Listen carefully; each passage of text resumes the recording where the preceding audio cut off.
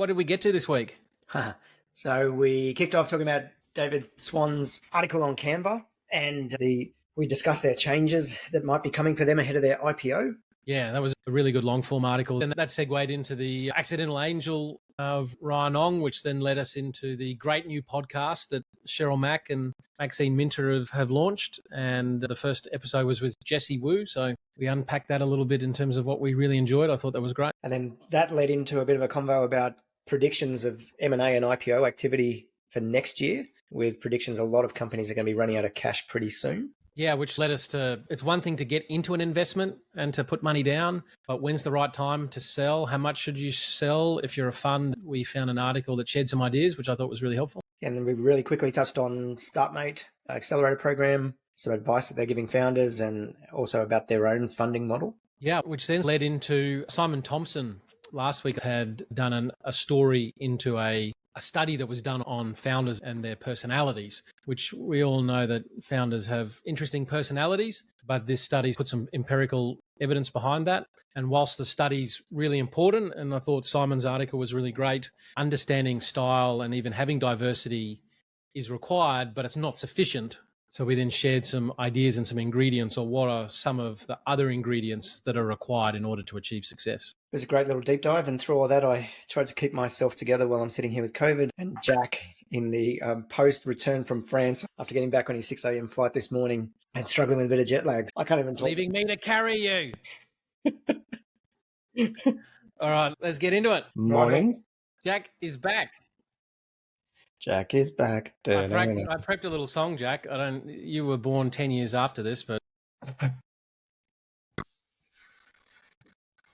we can't hear it. It's just you dancing. You can't hear it? Really? Hang on. Welcome back, welcome back, welcome back. Can't believe you can't hear it. That's good to have you back, Jack. It's good to be back. I got in 6:30 this morning, so a few hours ago. Well done. Straight into a potty. Yeah. Did you see Stewie Glenn? He was over there with the crew. Oh, was he? Oh, I just saw it. I saw it on socials. I saw he was over there, and I ruined our team lunch catching COVID.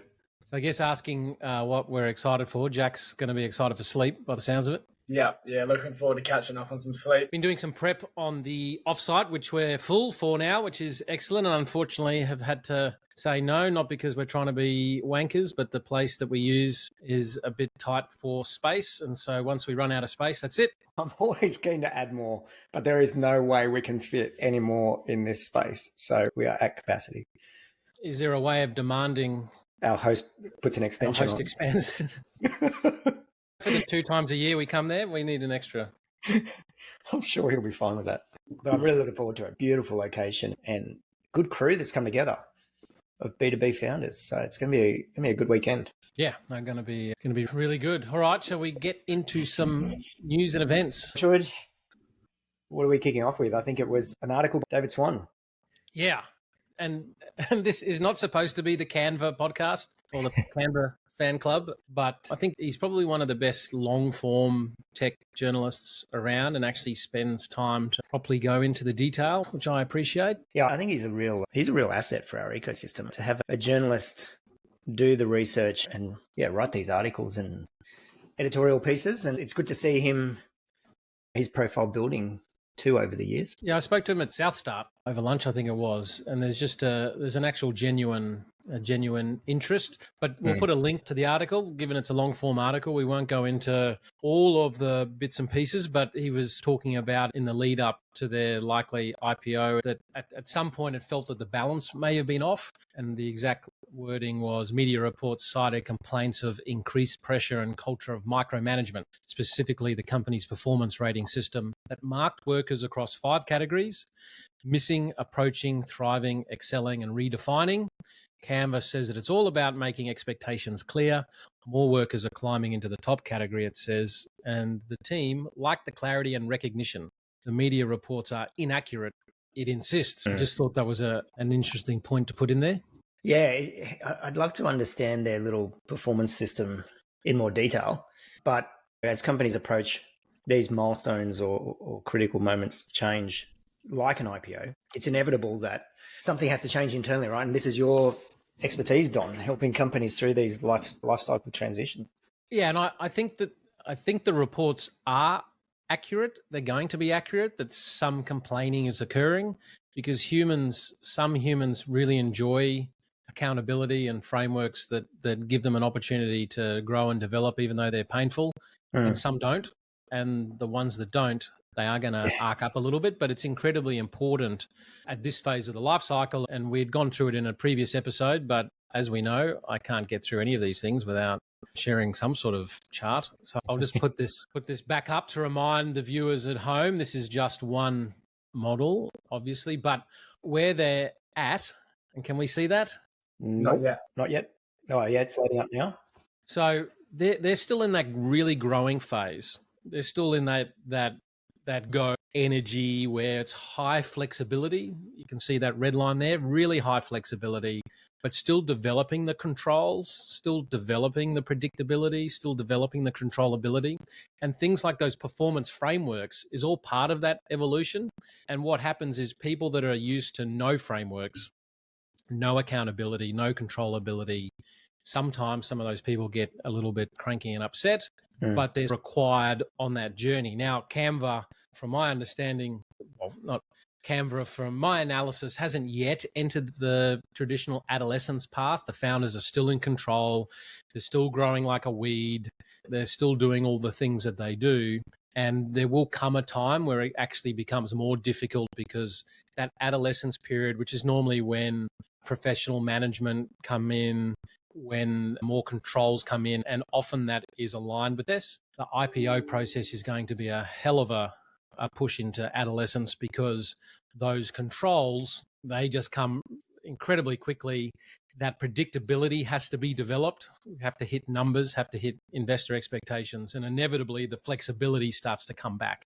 And so all of what we're seeing at the moment is normal, it's desired. And what's that saying that I think my grandmother used to say? The last person that tried to make everybody happy got nailed to a cross. So it's just not always possible. It's interesting what you say about some like to be measured and others don't. I had a good mate. I consider him to be quite a high achiever. For him, the thought of doing any sort of psychometric profiling or any sort of performance test or anything else, it freaks him out. He's I don't want to be measured. I don't want to be put in a box. I don't want to be labeled. Free, man. Let me keep my flexibility to do whatever I want, whenever I want. Exactly. Whereas I'm the opposite. I want to measure everything and tell me what I'm doing wrong. So yeah, I think you're spot on. Like, no doubt there are complaints about what's happening at any sort of transition through any stage of the life cycle. There's going to be tension and conflict. Yep. But interesting, that path ahead. It's going to be a good one to watch, right? Yeah, and the importance of understanding a life cycle model, whatever you choose, is just understanding that before you start jumping up and down and saying something is a problem or that it needs to be dealt with, you first have to understand where you are in the life cycle. And the reward of solving all of the problems at one phase of the life cycle, your reward is all the problems at the next phase of the life cycle. And so all you're doing is swinging like an entrepreneurial Tarzan from problems to problems, but actually it's about having the right problems in the right sequence. And the human analogy always is with young kids. Last week I said that Maggie was 9 weeks old. My wife corrected me to say, no, she's actually 13 weeks old. So it's funny how quickly they disappear on you. But there's a whole lot of issues there that actually are very normal. And with the right parenting and a bit of luck, those issues should disappear. Now, if those issues hang around too late in their life cycle, that's when we need to get a bit concerned. And for Canva, everything I'm reading, everything I'm seeing, these are absolutely normal issues that happen in this growth path, in this trajectory. They become abnormal if things like trust and respect and organizational culture starts to get affected. But actually what that article went quite deep into is the culture that they've been able to maintain. And yeah, I think it's a very normal part. But what's going to happen is that IPO, it's going to be very interesting because the world's going to really change. Yeah. Any predictions for what we'll see next post-IPO? Founders I know that have been through the IPO process, I can't think of one that in hindsight doesn't say they wish they never did it. Yeah, when I became a listed entity and the MD of my little listed empire and achieve the the dream that a 10-year-old reading the BRW thought was the thing to achieve, and then suddenly you realize the consequence of that environment. Any entrepreneur that's sitting in front of me saying my ultimate goal is to become a listed entity, I try and unpack what psychological trauma is leading towards that. But for Canva and a business of that size, like the reality is if they need to create a liquidity event for shareholders, if they still want to retain control, if they still want to be part of the rocket ship, selling it holus bolus to someone else is probably not an option. The key thing is to, if they are going to go down that path, do the best that they can to be more like the way Steve Jobs was in his second evolution of Apple, where he would be constantly asked by the media and analysts, what do you think Apple's going to do next quarter? And he was always very good at, look, we just do the best that we can, and then we're going to tell you after it's finished. And what happens is maybe for a period of time you are a bit undervalued, or some investors don't like that. But over the long term, you're then setting expectations correctly, and you're not putting yourself into this quarter on quarter need to hit certain numbers.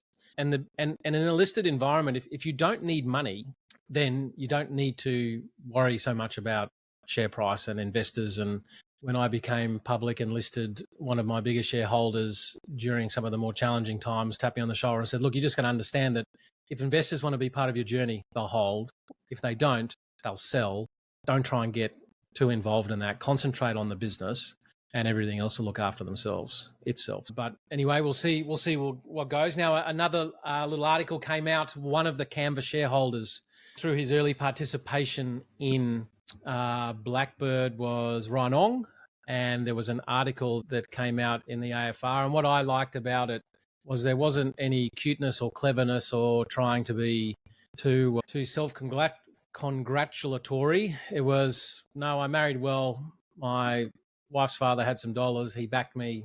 Now, for some people, there is a bit of luck there, but he did go to those events. He did network. He did work to get himself into that position, and he was able to capitalize. So sometimes luck and hard work and all those things come together. Yeah, I like the humbleness of his response. And for the listeners, if you don't follow Ryan on social media, he's definitely one to follow. His tweets are always entertaining, such good value. He's prolific. Yeah, absolutely. And yeah, to your point, he's done the work, getting himself in front of founders, making some really good investment calls. And yeah, I don't claim to know him. I'd love to actually get to meet him because he comes across as a very entertaining and genuine human, which is refreshing to see. And yeah, he in that article talks just about how difficult it is to raise funds at the moment, and when he launched his fund, but notwithstanding that, just the trust that he's built in the ecosystem, the brand and the recognition that he's been able to build up. He, as of July, had closed 39 million, which in the context of people that have been doing this for more than a decade, that is an amazing. Absolutely. And in the current climate, like phenomenal outcome. So yeah, well done. Yeah. Which then also led us into some other legends in the investment community, and a new podcast that is out that we started listening to this week and are absolute fans of, the first Cheque series. Yeah. And this week we had, the first episode was Cheryl, Mack, Maxine Minter, and Jessy Wu was on, and really entertaining listening. I really enjoyed the conversation, and there was lots in there that we could actually unpack and talk about. For me, I haven't heard someone reference the Overton principle since I was studying spiral dynamics back at the Institute in terms of different frameworks. And you know what I'm like, any framework kind of approach, but just there was a genuine, like a real deep approach to those things. And what I really enjoyed listening to Jessy was the self-awareness and introspection, especially when thinking about the system 1 and system 2 thinking and the need to be checking your own biases. Yeah, I really enjoyed that. I think the conversation around decision-making frameworks and mental models and how they then review those, like when they do a bit of a retrospective. And I enjoyed the section where they were talking about looking at their counter portfolios or looking back on decisions with a bit of rigor to actually then review their decision-making process and improve it. I hope they do make that anti-portfolio pillow, because I've got a number of logos I would add to my anti-portfolio one. But yeah, and the story Jessy shared about the TOGs, those are the kinds of stories that really lead to a development of empathy. I remember think it was probably 30 years ago or so, some friends of my mother emigrated from South Africa. And in Australia, is we say, okay, you want to come over on Sunday? All right, bring a plate. And bring a plate means just bring a plate of food. And they turned up with 2 plates, assuming that you just brought a plate. And they were absolutely mortified, but they were in good company and we were able to. But it just shows that those cultural things can be a challenge. Yeah, absolutely. Recommend. I'm looking forward to the future episodes from Cheryl and Maxine. So look forward to the next ones rolling out. Yeah, definitely. And then the other big news of the week was Employment Heroes raise. So securing 263 million in the year's biggest capital raising. Yeah, that's a big one. And we did a podcast this week with Adrian Bunter, who's on the board of Employment Hero, and there'll be some insights there. I enjoyed that podcast, and that'll be released probably next week. Yeah, I was chatting to Anne-Marie Burkle today earlier this morning. I didn't realize that One Ventures was actually one of the original investors in Employment Hero, and actually I think they sold some secondaries out. Excuse me. I apologize to everyone. If you can't see me, I'm constantly sniffling and putting a tissue to my nose and coughing and also sweating profusely right now. Nice visuals. Appreciate it. Thank you. Yeah. Thank goodness for a podcast. I put these on YouTube. Yeah, I do. I'm trying to keep myself together. But what was the latest, Val? Yeah, so the company's valuations increased by 60% to 1.25 billion over the last 20 months. They've done remarkably well. They have 200,000 business customers on the platform. They've also launched the Hero Foundation with the goal of employing 1 million people from disadvantaged communities over the next 10 years. But yeah, it was great chatting to Adrian Bunter the other day. Yeah. And they've really, I think I saw a report that they control about $75 billion worth of payroll. And I think one of the initiatives that they're bringing out is talking about why do we need a weekly, fortnightly or monthly pay cycle? Why not drop it in daily? For people like me, that would be catastrophic. Really don't need that. Thank you very much. Prefer the lumpiness so that way the things can be managed a little bit better. But those are the opportunities that the technology is going to bring that could be quite helpful for people. Yeah, it's an interesting world around that salary piece. I remember someone saying that crypto presented the opportunity for you to accumulate your income in real time and have performance bonuses in real time, almost implying second by second how you're performing would determine. It's like that Black Mirror episode where he's got to be on the treadmill or whatever. Exactly. But yeah, great success story. Yeah, really great outcome, particularly in the current climate, to see a raise like that getting squared away. Yeah. And being led by a US fund. Also, just going to say it's good to see it's a later stage company as well, getting that uptick in valuation. Yeah, similar to Safety Culture, because they didn't fall into some of the 2020, 2021 traps. They were able to keep their momentum and now are moving, whereas others are going the other direction. Yep. And then on that vein of talking about cycles, so there was a little bit of coverage of the Alpha Market Growth Summary of the Alpha Market Growth Summit in the US. And this event brought together investors mostly from across the US. And it was interesting to hear some of their insights and predictions. Particularly, the kind of headline was that IPOs and M&A activity will explode in 2024 by virtue of the number of companies, which they've cited at 1,200 companies that are expected to run out of money and therefore need to go back into market. So this is obviously the US perspective. They also cited that M&A activity this year has slowed, dropping by 20% as of October. But their prediction is it will pick back up again heavily coming into 2024. I think the article also referenced more secondaries, but the main thrust of it was more M&A activity, more IPOs. And I think it's on the back of, they were also saying that this year's pretty well done and closed because of the disappointment of a number of IPOs that have come out both in the tech space, but also even Birkenstock. Yeah. Its Birkenstock price, it's down, I think went and closed at $9.80. Then there was a big drop down to $5 and now we're at $3.80. And I was able to get some secret footage of the preparation of the Birkenstock IPO. I have no idea where this is going right now. At Birkenstock, we bring together Buddhist tech entrepreneurs, homeless stoners, and white women named Erica. Our stock ticker will be toes. Are we all okay with this? We're the only ones who ask, what if an Ugg boot fucked a flip-flop? We need to be the Nike of granola boyfriends. Our pricing, stock is going to be $49 unless you wear socks with Birkenstocks. In that case, you go to prison. Who else wore Birkenstocks? Jesus. Looking ahead at new products. We got the Copenhagens. That is just a clog with toe hold. We also have the nursing home, which is just the chunkiest Sketcher we could find with some more toe holes plugged in there. I think it's the phase that you inevitably move into, isn't it? I don't even know. I don't know where to go from there. I think I've ruined. I have a sneaking suspicion on the podcast analytics. There'll be a significant drop off. We just lost the viewers. Whether it's M&A activity, whether it's secondaries, whether it's IPOing, to buy something is reasonably easy. Knowing when to sell it is the real hard trick sometimes, and especially in venture where things can implode so unbelievably quickly. But there was a really interesting post in an article called The Science of Selling that I'll put out there, published under the newsletter cupofzhou.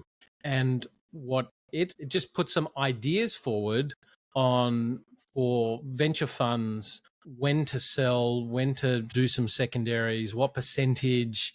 It just gives some, all models are wrong, some are useful, but it just gives some really interesting insights of when to look to liquidate and why would you look to liquidate. Yeah, I found this article really fascinating. It was, for me, it was really interesting to see the data and the bell curve of distribution of things like portfolio value, but actual returned capital, and also looking at the lens of as a fund manager, the lens of your own life cycle and how these things out. So one of the lines in there was, everyone seems to have a financial model for when and how to invest. Yeah. Part of being a fiduciary of capital is knowing when to distribute, when to sell. When RVPI turns into DPI, now DPI, for those listening at home, is the distributed to paid in capital. That's the money that you're returning to your LPs and investors. We haven't seen many models for selling yet. At least none have surfaced publicly or privately for us. And those are the words of it. Taking money off the table is smart portfolio management. It's very different from selling your entire position, however, which could be brilliant, but it's equally likely to be a mistake. And one of the interesting points that Michael Jackson, who's a venture capitalist that I follow on LinkedIn, made the point that if an asset is growing at 35% year over year, the last 20% of the time actually produces 56% of your return. And that's one of the beauties of compounding interest. But getting that timing right of, do you participate in the secondary, to what level? And the article references, obviously, Blackbird taking 20% of their Canva position off the table. And these are just some of the things that people in our position have to constantly be planning and thinking about. Yeah, absolutely. It's been a point of discussion in the Australian VC industry. And it's interesting for us as an emerging fund manager and looking at raising future captive funds and being able to point back to demonstrated performance through the return of capital. At what point is that those decisions around return of capital versus the longer term hold and gain that you get from that compounding growth? Yeah. It comes back to, sorry, you go. No, you go. I was going to say it's something we've seen increasingly now as the talk of secondaries in the market, which there's some other reasons at play for that. And going back to when we were in London in June and the VCs we were meeting with also saying that their prediction was the next 6 to 12 months was going to be more incidents of secondaries being made available. Some of that is investors just wanting to rebalance portfolios. Some of it is investors wanting to get out for whatever reason. But it is interesting that this data around balancing return of capital versus like one of the lines. Moreover, you shouldn't be selling more than 20% of the portfolio at one time unless you're locking in or have already locked in 3x your DPI, your, as we said, distributed to paid in capital. You should be dollar cost averaging, ensuring time and diversity on the way out as well. And usually only if that's a company is undergrowing or overvalued compared to the rest of your portfolio. Say the portfolio is growing at 30% year over year, but an individual asset is growing slower, only at say 10 to 20%, or you believe on the other side that it's overvalued, that's when they put forward, you should think about taking some cash off the table in order to try and make sure that you've got balance. And we've been thinking and discussing it from a bit of a different angle, but I think all of these ideas are really important for investors, because if you are greeted with, especially around the secondary market, an opportunity to take some off the table. It can be a difficult decision. And for the family office that I look after, an investment, I think 1.2 million had been put into an investment that took money off the table when I think million had turned into 20. Then management decided to take on a whole lot of debt just as interest rates started to go through, and then you had the tech crunch, and then you had a whole lot of things. 20 dropped down to 3, and they effectively exited the position. And so at the time when money was taken off at that level, there was this exuberance of 20 is going to become 40, which is going to become whatever. But had there not been that decision to take a good chunk off, that could have been problematic. Because if you're going to be a fiduciary of capital, you can't just think everything's going to work out, but actually having some systemic approach to, okay, there's this opportunity to get something in secondary. What percentage should it be? Why would I be doing it? What am I seeking to optimize for?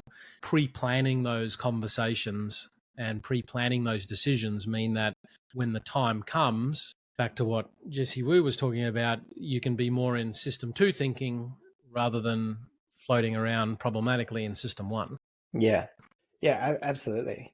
So I think it's a really good insight for, particularly for investors listening. It'd be great to have a read of the article, which I'm sure Don will put in the show notes. Yeah, I think that line just sticks with me. Most investors have the plan for the way in, but having the plan for the way out and having that strategy so that when you get into the moment of the exuberance and excitement or the adverse, the opposite, you actually have some sort of framework for making those decisions. In December 19, there was this early thing I was reading about on Twitter of this virus going around, but nobody seemed to care. And then in January, it just seemed to be getting worse. And normally what happens is central banks, when shit hits the fan, drop their interest rates. So I bought some futures on the euro dollar curve that this was going to have a central bank policy response, which is exactly what happened.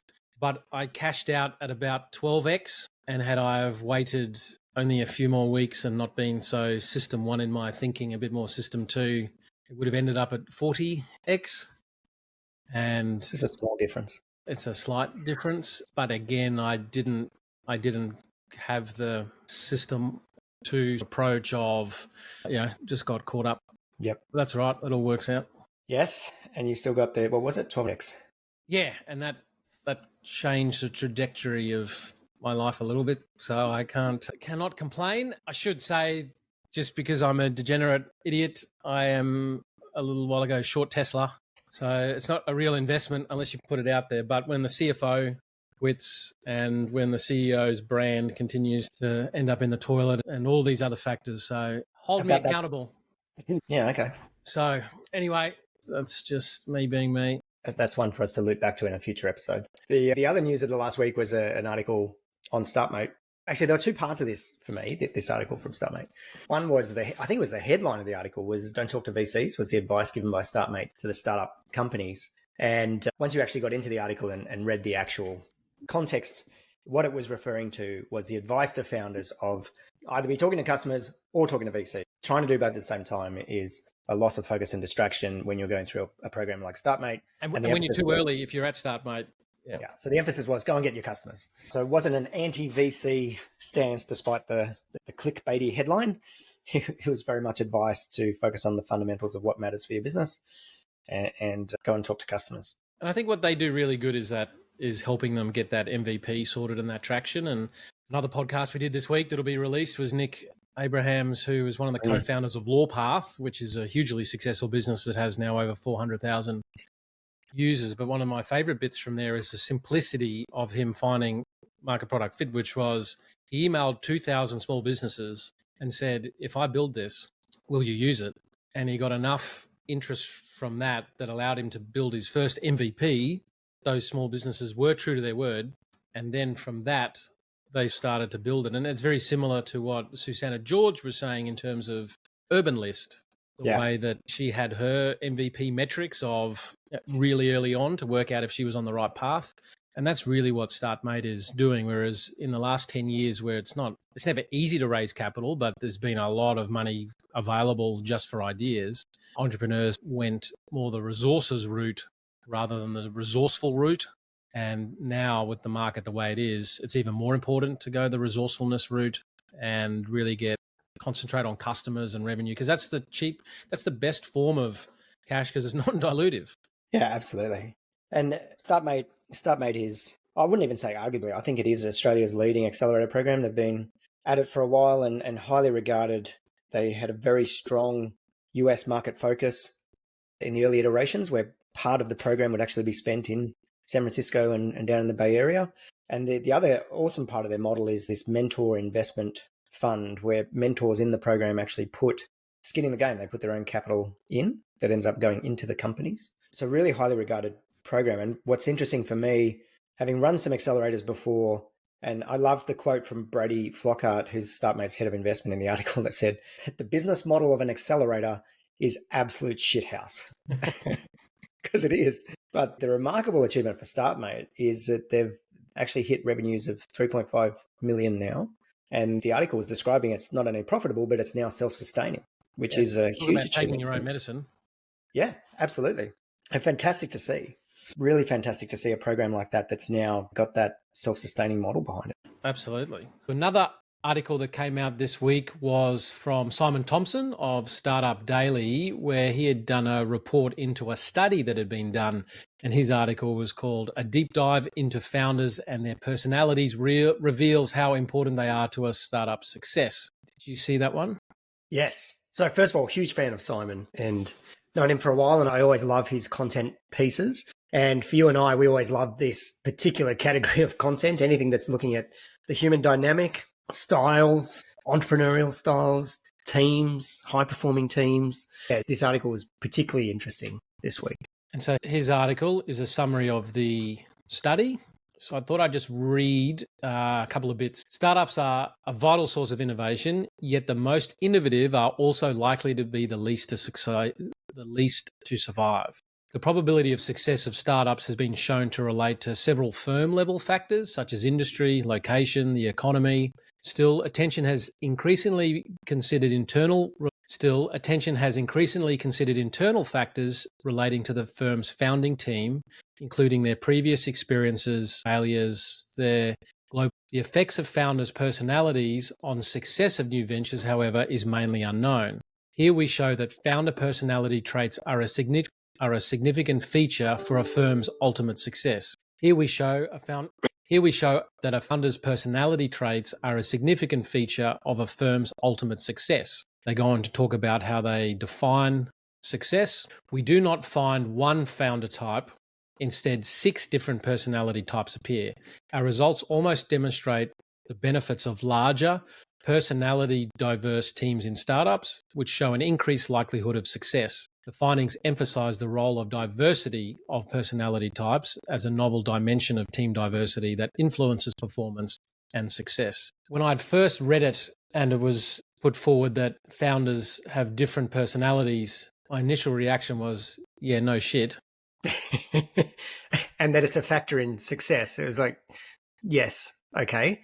We've got that. But what I think is interesting that it's not, I like anything that breaks things down into its component parts. And so what they're saying here is that there's 6 personalities roughly that they've identified in entrepreneurs. And that's a break from the norm, because normally every personality profiling tool has 4 personalities. Yep. So here they've shone a light on 6. I do think we need to be a little bit careful because they use the word diverse in terms of entrepreneurial style. But as we know, that's not actually very diverse. Diversity broadly in terms of a team has to take into account a whole range of other factors that we often talk about in this podcast. And there is a small part of the study that, as an example, one of the diversities it mentions that will be related is female founders. But the report really just looks at 6 personality traits or styles. Yeah, 6 entrepreneurial styles. And as we know, you need almost the counter to the entrepreneurial style for a successful company and administration and everything else. But I think the other thing for me with this one, or the thing that maybe stood out first, that the sampling was done over social media accounts, I think from 26,000-ish founders. And the criteria for success was also interesting, how they defined that. From memory, it was they had to have IPO'd, acquired another company or been acquired, I think was how they defined the metric of Yeah. success. So they've either been sold, they've bought something else, or they've IPO'd. So they're not looking at companies that are currently alive but have not done one of those three things. And they've excluded, obviously, companies that no longer exist because by their definition, they weren't successful. So we're really talking about that sample. And they only looked at companies that were on Crunchbase and that the founders were on Twitter. And they used their Twitter interaction, which is quite interesting, to determine style. Yeah, it is quite interesting, especially when I think of probably the most successful entrepreneurs I know actually aren't on social media. So there's I guess a sampling issue in that sense. But I'm a huge fan of the study. I think for me, though, like anything, success leaves clues, absolutely. But a study that would perhaps be more holistic, not just of those that are successful, but also those that weren't successful, just so we could gain insights into the comparative data, really, to separate what are the causality factors of success as distinct from maybe measuring outcomes. So it's one of the things I did think about when going through this is that correlation doesn't always mean causation. And I guess when I read the study, and I'm not trying to have a crack at the study because the purpose of the study was to look at entrepreneurial style as it relates to startup success. My life's experience leaning towards that different traits and having multiple co-founders with different traits is found in successful teams, but I'm hesitant to say that it's the strongest cause of success, that it's the strongest cause of getting a company to either being sold, being able to acquire something, or IPO. I have a feeling that there are other stronger ingredients that are the cause of success. Yeah, it's such a good point. And it reminded me of something a physicist talked about, which was studies done on those that had survived plane crashes. And it turned out that 80% of the passengers who survived a plane crash had read the safety card before takeoff. But then when they also did another study that measured just all passengers coming off flights, they found a similar correlation with the entire passenger list. So it's not just those that survived a plane crash that had looked at the safety card, but those that had actually perished as well.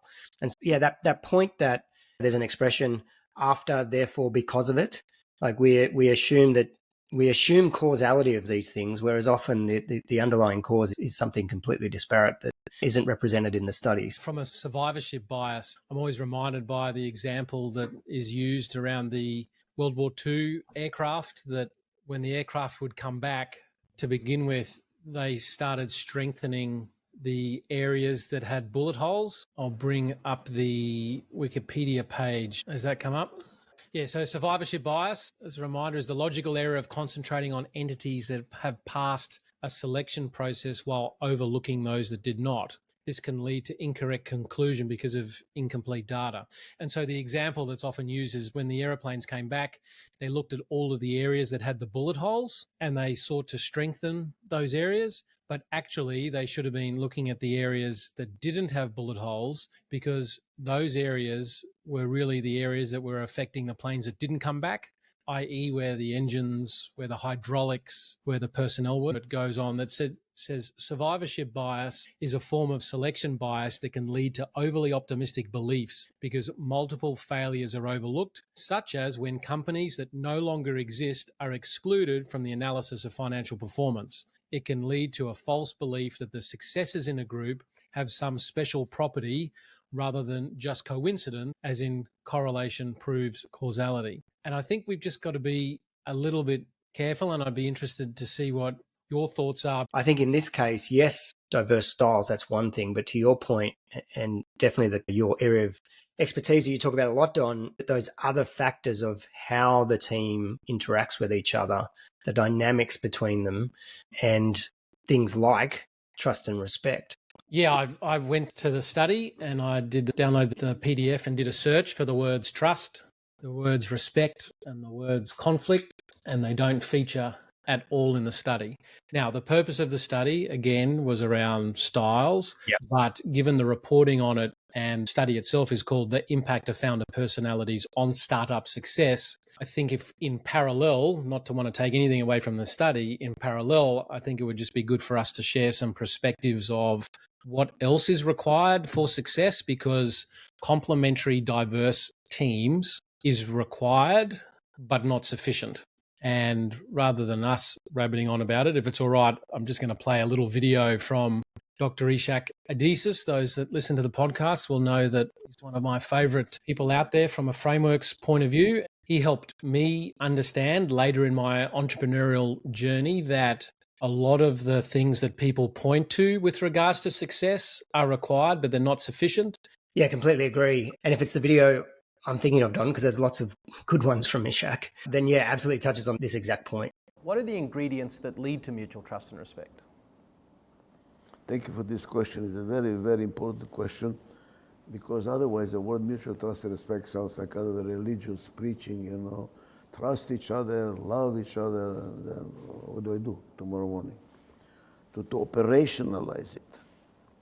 We have found out over 50 years of testing in 52 countries and thousands of companies until we really have a formula that works. You need to have a common vision and values. If we have different values, there cannot be mutual trust and respect. So we need to have a common vision too, not only values, vision. Where are we going? What do you want? What do I want? By the way, it applies to marriage. I have a book about how to apply it to marriage. Do we have the same vision? Better. What kind of a house do we want to have? Where do we want to live? What kind of a life we want to have? What are the values we want to have that we want to share with the kids? We must have common vision and values. Common mission. What are we trying to achieve? So you have mission, vision, values. Common. First condition. Then we need to have a structure of how do we divide responsibilities and authority and rewards so that the organization can achieve the mission and the vision. Otherwise, we're not organized to achieve what we want to achieve. And the structure is to be diversified. What does it mean? That all this collaborative leadership, this complementary team, we have different roles for different temperaments so that the totality can work. But that's not good enough. Then we need to have a disciplined system of how we run meetings, how we listen to each other, collaborative decision making. Because if we don't have rules, if we don't have a discipline, we will interrupt each other and we eventually will get upset. Because we don't hear each other, it will be, you talk and I don't listen. I found out that by looking at poker game. Would you play poker game with other people, although you're fighting, who is going to win, if somebody breaks the rules, hides a card, or whatever, you will not play with them. So there is no mutual trust and respect unless you follow the rules that we agree on. Same thing with any sports. Even in war, there are rules. Even in war, there are rules. Or you go to Hague and be judged for, atrocities against humanity. So we need to bring these rules, and I spent 50 years of my life developing the rules. How do you run meetings? So that at the end of the meeting, we learn from each other, we respect each other, and we love being together like you love to play poker with people you like to be with. That's the goal. Not good enough either. The fourth ingredient, you want to have people that command and grant respect and trust. You don't want to have people that are very good, they know what they're doing, but you don't trust them or you don't respect them. You waste energy. So if you have this, and the best way to remember this is, I use the analogy of cooking a gourmet dish. First you have to decide what kind of dish you're going to cook. Is it Japanese, is it Chinese, is it Middle Eastern, Italian, what are you going to cook? Which is, what are we trying to do? And also the values, is it vegetarian or is it with meat and with a lot of oil? Or what are your values, what do you believe in? Now that I know what I want to cook, do I have the hardware, which is the structure? Now do I have the recipe, which is the process of how do we cook it? Then do I have the ingredients? So if the right ingredients, you have the recipe, you have the hardware, and you know what the hell you are doing, you can get mutual trust and respect. So yeah, that interview is probably one of my favorite ones, and that was in my previous life as the MD of the Institute in Australia. But I really like his gourmet dish analogy there, when he breaks it down that you've got to have the good ingredients that complement each other. But if you only have one ingredient, it's going to be quite bland. You actually need to have complementary, a whole range of ingredients to make a gourmet meal. Then you need to have the right equipment in place to cook that meal. And then you've got to make sure that you've got the right vision for what that meal is actually going to end up being. And he's even able to connect values into that. So bringing it back to companies, yes, a diverse team is really important, but what sticks them together is that mutual trust and respect. And the way you get the mutual trust and respect through those diverse people is ensuring that there's a sequence of we're all got this vision and mission. What are we trying to achieve here? We've got some alignment. Our values are aligned. And I expand values a little bit. It's values, behaviors, worldview. And with those kinds of ingredients, you need to have some diversity, absolutely. But if you think of a Venn diagram, the more that you're aligned on values and behaviors, the easier it is when you get into some really difficult conflict situations. And if you don't have those circles heavily aligned, that can lead to some problems. And when I look at that ingredient, it's not really about right or wrong, good or bad.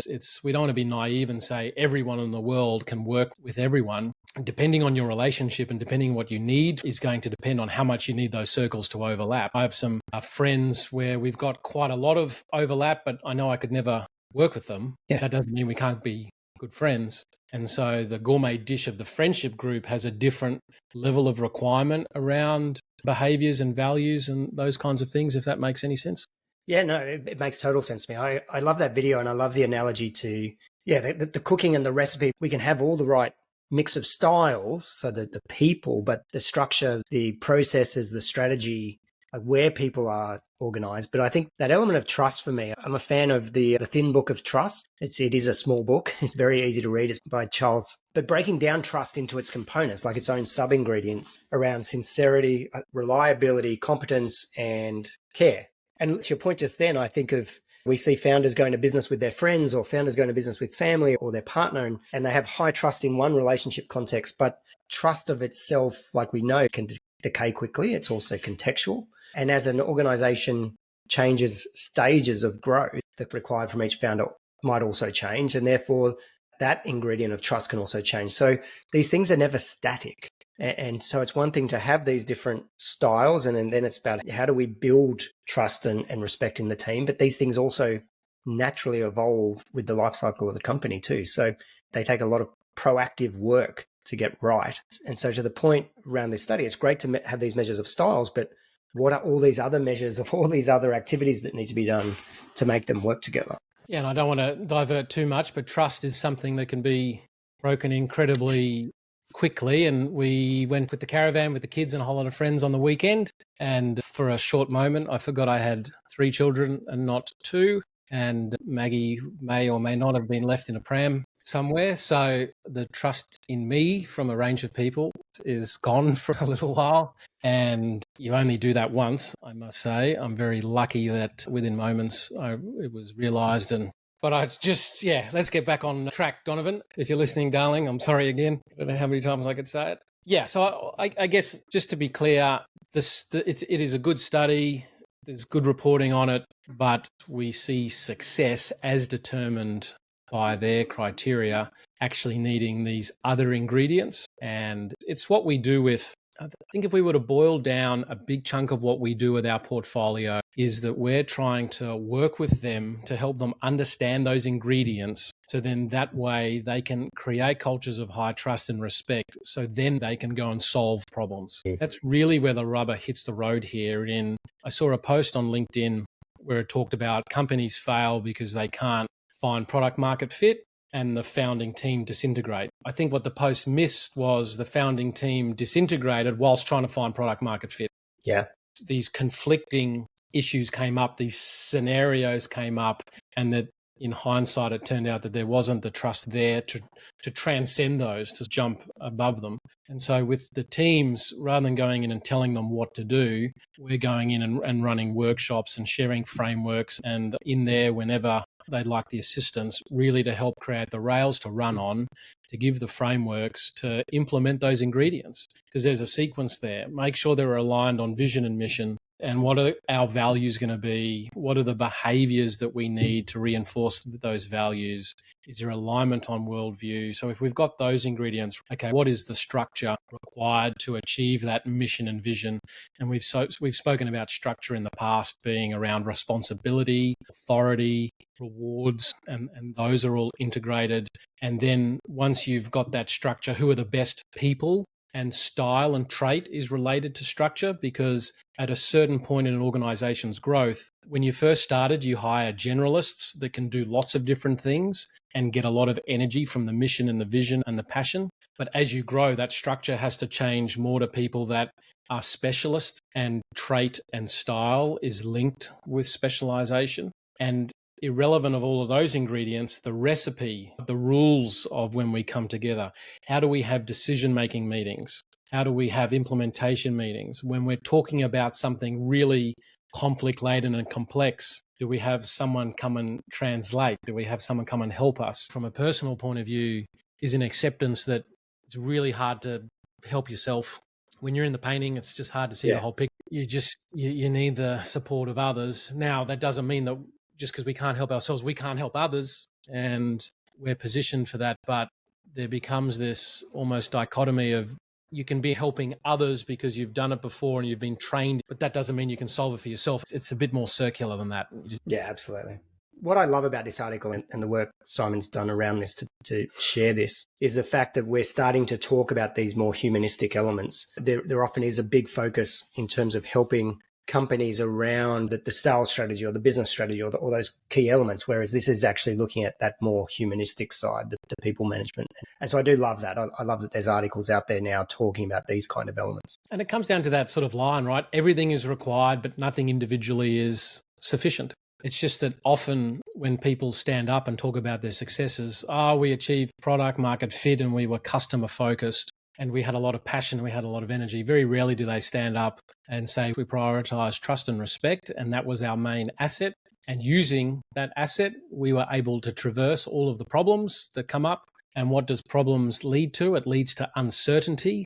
And what does uncertainty create? It creates potentially some conflict, because in an uncertain world, there's often multiple different paths. We can choose multiple different journeys. And in that ability to choose, then conflict can come in because of styles or interest or values or any of those things. And at that point, the rubber meets the road. It's how much trust and respect do we have to convert what could potentially be destructive conflict into constructive conflict. And it's working on those ingredients that are going to lead to that success.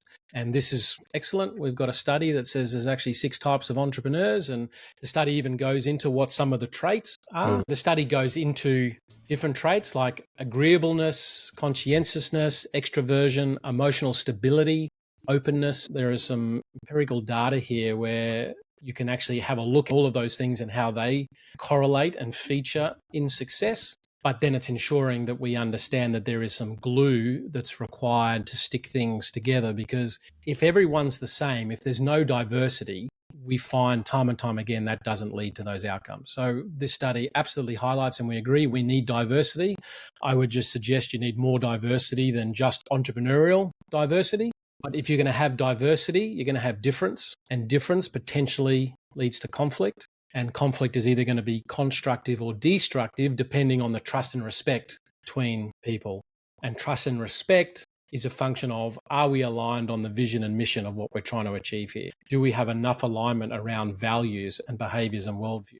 Is our structure very clear of who's responsible for what, who's got authority for what, and are our rewards driving the right behaviors? And as Ishak says in the video, do the individuals have the ability to command and grant trust and respect themselves, to be able to command it in how they behave and to be able to grant it to others? And all we would say is add that in when you're considering these articles. And if this topic is of interest to founders, and I highly suggest it should be, we actually have a online workshop coming up on the 1st of November that Don will be leading, particularly around this topic of organizational structuring, which is more than just your org chart. And it's often the least attended one that we put on, but it's the one that I persevere with the most, because structure achieves strategy. And it is just so important. And we've had discussions before where we're just not sure a lot of people realize how important it is. And so we just share some ideas there. Yeah, so check out that link in the show notes. Okay. Cool. All right. What are we looking forward to the rest of the week? I think I already know the answer. For both of you, it's probably sleep. I want COVID to go away. There's only a couple of days left in the week, but I think we've got a really exciting week, meeting with some people down on the Goldie, and it's Halloween, I believe, this weekend. The Americanization continues, but I've become fond dressing up my children like little ghouls, and it's quite where we go to my sister-in-law's. It's quite a fun estate where everybody gets into the rhythm. So looking forward to that. Yeah, it's the same where I am. The suburb really gets into Halloween, and it's almost like a Hollywood film set. Everyone's out in the streets. It's phenomenal. So kids are looking forward to that. I'm supposed to be in Cairns this weekend, but I don't think it's going to happen with my COVID. I don't think I can risk my fiance's dad getting ill with this. I might be just... Good. I'll be able to pester you with more work. Yep, sounds good.